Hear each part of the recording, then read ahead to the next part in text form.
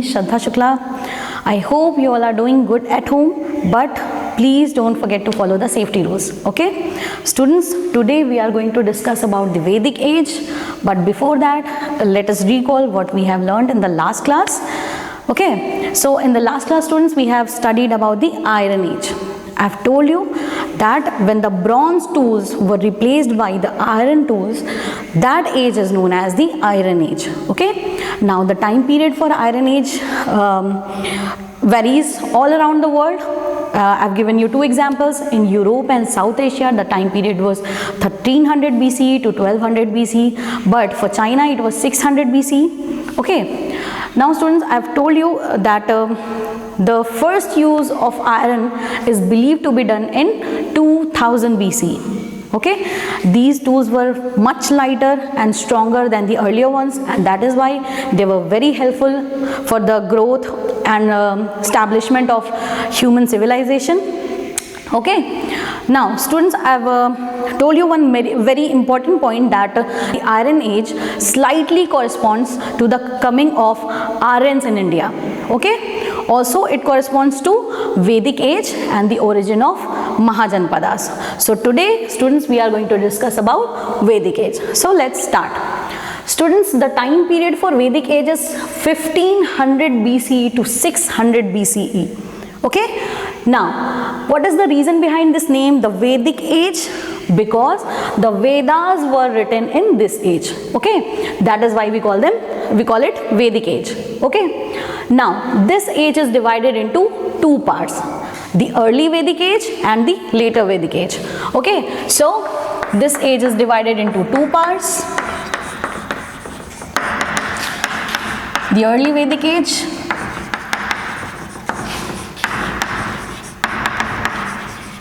and the later Vedic age. Okay, now students, the time period for early Vedic age is 1500 BCE to 1000 BCE, and the time period for later Vedic age is 1000 BCE to 600 BCE. Okay, now it is clear that since the Iron Age corresponds to Vedic age and coming of Aryans also, so these Vedas were written by the Aryans. Okay, now first of all, let's discuss the early Vedic age. Okay,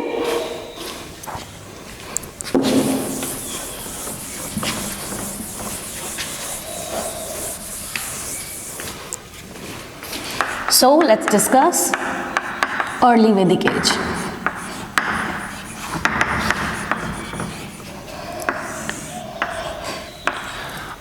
The first point I've already told you, that the time period for this Vedic age is 1500 BCE to 1000 BCE. Okay, now students, in the beginning, the Aryans settled down in the region along the 7 rivers, also known as the Sapta Sindhu region. Okay, now these seven rivers were Indus, Ravi, Bas, Jhelum, Chenab, Satluj and Saraswati. Okay, so in the beginning, Aryans settled down in a region called, I'll write it here, the Sapta Sindhu region.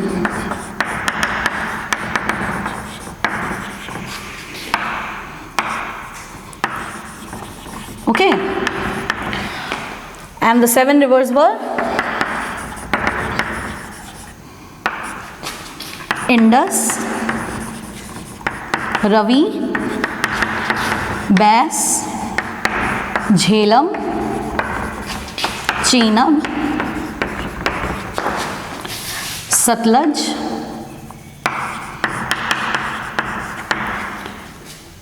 and Saraswati. Okay, so these were the names of 7 rivers. Okay, now Aryans called this region as Brahmavarta. Okay, so this Sapta Sindhu region is also known as the Brahmavarta region. Okay, so they called this region as, Aryans called this region as Brahmavarta.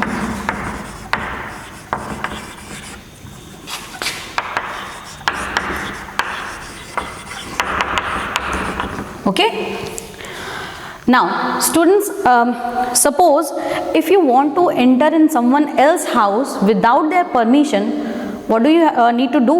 Well, you have to fight with them. Similarly, for invading in this region, Aryans had to fight with the native people, to whom they called the Dasas or the Dasyus. Okay, so I'm going to write it here. The next point, I'm coming here. Okay, so the next point is the Aryans had to fight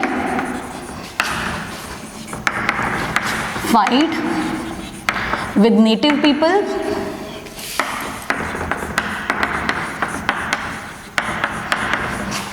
to settle down in this region.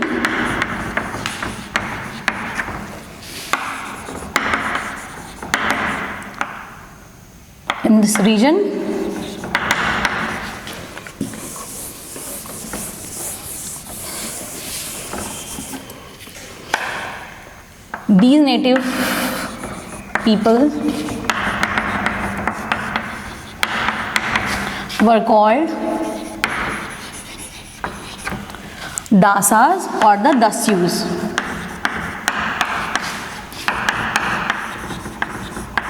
By Aryans. Okay, so these were a few important points of early Vedic age. Now the most important point you need to learn is that in the early Vedic age, the first important Veda was written, and that was the Rig Veda. Okay, so the last point of this topic is that Rig Veda was written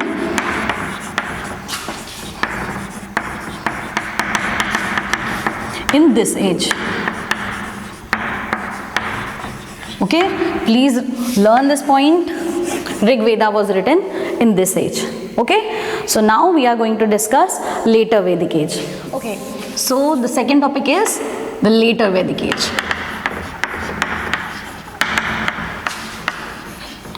I've already told you that the time period for this age was 1000 BCE to 600 BCE. Okay, students, in this Vedic age, the Aryans moved forward from the Brahmavarta region along the rivers Ganga and Yamuna, and gradually they have acquired the whole northern India. Okay, and they have called this acquired region as the Aryavarta. Okay, so in later Vedic age, Aryans moved forward along the river Ganga and Yamuna, and gradually they have acquired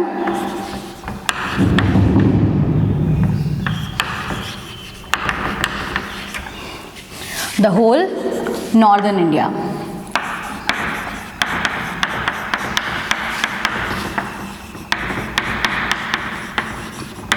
Now they have called this region as the Aryavarta. This region is known as Aryavarta. Okay, students, this Vedic age is also known as the epic age of Indian history. Why? Because the other three Vedas, the Rig Veda, the Sama Veda, Yajur Veda, and the Atharva Veda was written in this age. Also, some very important books such as the Puranas and the Brahmanas were written in this age. So this age is also known as the epic age of Indian history. Okay, this is the epic age of Indian history. The other three Vedas were written in this age: the Sama Veda, Yajurveda and Atharvaveda.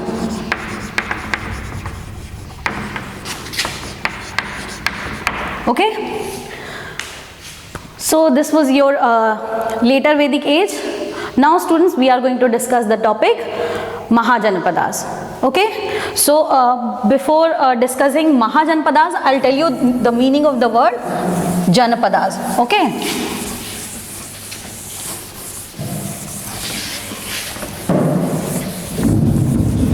so students, I'm going to write the topic as Janapadas.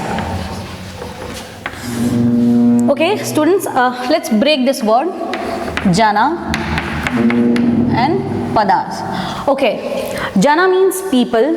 This word means people. Okay, and Padas means feet. Okay, so Janapadas means a place where people put their feet. Okay, so Janapadas means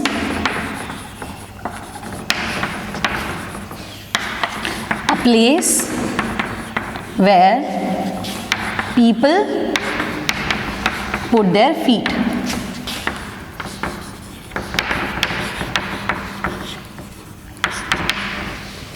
Okay, now what are the Janapadas? Well students, I have earlier told you that for acquiring more lands, the Aryans had to fight with the native people. Okay, now this fight resulted into quarrels, wars and also into conquest. Okay, and hence the establishment of small territorial kingdoms was done. Okay, now these small territorial kingdoms were known as the Janapadas. So what are the Janapadas? Janapadas are small territorial kingdoms. Okay, now students, the rulers of some of these Janapadas were very passionate. They wanted to expand their territory. Okay, they wanted to expand their kingdoms up to a larger territory, and for that they keep on winning the war. Okay, and hence they have acquired a very large territorial kingdoms, and they have called them the Mahajanapadas. So what is the difference between Janapadas and Mahajanapadas? The Janapadas were small territorial kingdoms and the Mahajanapadas were the large territorial kingdoms. Okay, so the Mahajanapadas,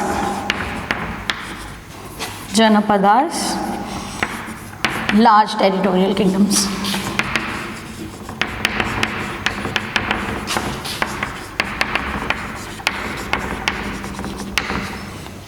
Okay, so let me repeat this. The Janapadas were small territorial kingdoms, and the rulers of some of these Janapadas wanted to acquire more land. They wanted to expand their territory. Hence, they have made big territorial kingdoms. They were also known as Mahajanapadas. Okay, the four most powerful Mahajanapadas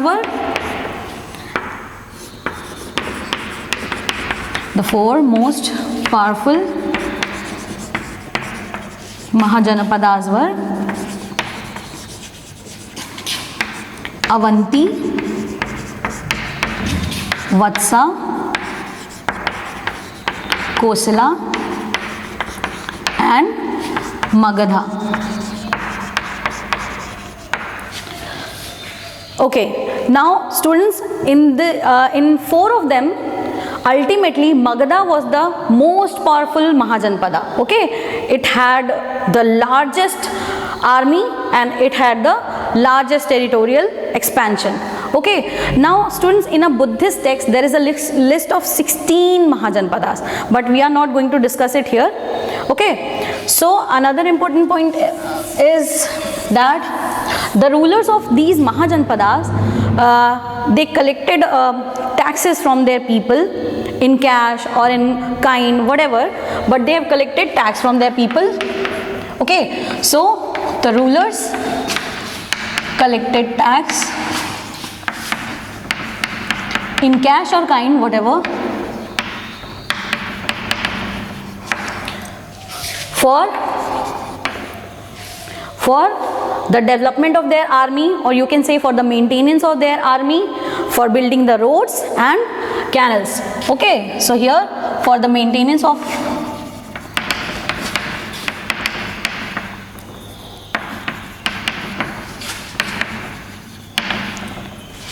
army,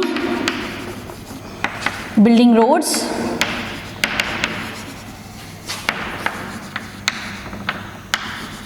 and canals. Okay, now students, most of these Mahajanpadas had hereditary rulers. Okay, most of these Mahajanpadas had hereditary ruler, but there was some of them were republic. That means they were ruled by an assembly of elected people. Okay, now one of the example is Vajji. Vajji was a republic Mahajanpada. Okay, so most of the Mahajanpadas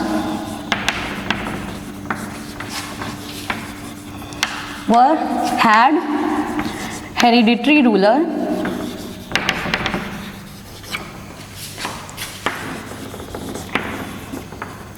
but few of them were republic, and the example is Vajji.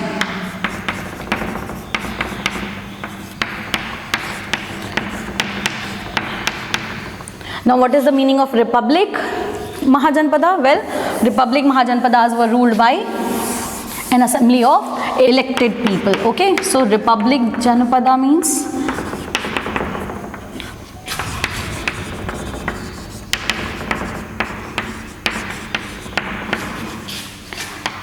ruled by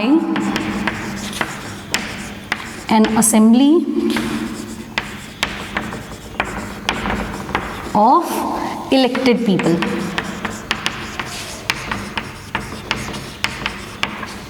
So students, this was the end of your chapter 2.